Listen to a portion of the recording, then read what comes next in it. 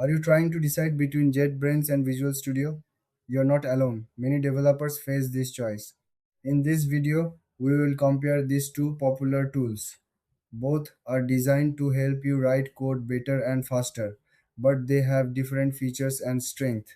JetBrains offers a suite of IDEs, which stands for Integrated Development Environments.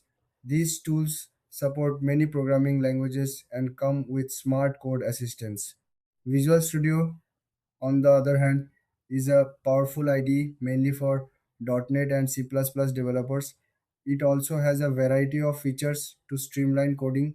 Let's dive into JetBrains first. It includes tools like IntelliJ IDEA for Java, PyCharm for Python, and many others. Each tool focuses on a specific language but shares a common design. JetBrains is known for its intelligent code completion and deep integration with version control systems. Now, let's look at Visual Studio. It provides a rich development environment with strong debugging tools.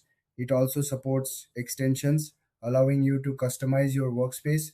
Visual Studio is often favored for its seamless integration with Microsoft services.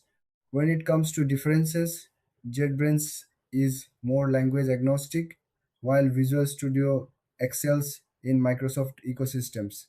JetBrains has a clean interface, while Visual Studio is feature rich but can feel overwhelming.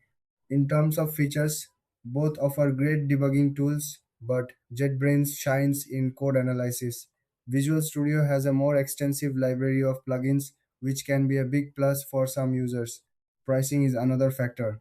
JetBrains usually requires a subscription, while Visual Studio has a free version along with paid options. So, which one should you choose? If you work with multiple languages and want smart coding tools, JetBrains is a great pick.